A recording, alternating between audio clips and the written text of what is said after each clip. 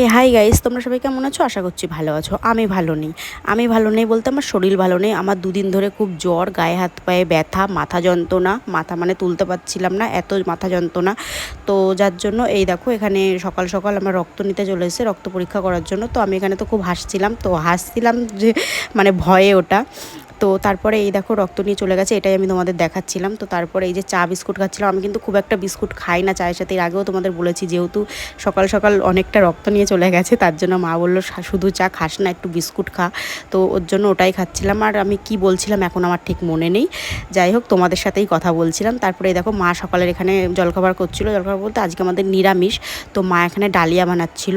তো নিরামিষের দিন ডালিয়াটাই আমার মনে হয় ভালো লাগে, আর আমাদের বাড়িতে সবাই খায় ডালিয়া, ভালোও লাগে খেতে। তোমরা কারা কারা নিরামিষের দিন ডালিয়া খাও আমাকে জানিও। তো তারপরে এই দেখো একটু বেলার দিকে মা আবার একটু গ্লুকন্ডি করছিল সবার জন্যই। আর এই অরেঞ্জ ফ্লেভারের গ্লুকন্ডিটা তোমাদের কাদের ভাল লাগে বলো তো? আমার তো খুবই ভালো লাগে। আমি এই সাদা গ্লুকন্ডিটা একদমই খেতে পারি না। তো তারপরে এই দেখো মা এখানে দুপুরবেলা রান্না বান্না করছিল। এখানে হলো ওই মাছ ভাজছিল। তো যাই হোক, ভিডিওটা কেমন লাগলো বলো, যদি ভালো লাগে লাইক করে দিও। টাটা।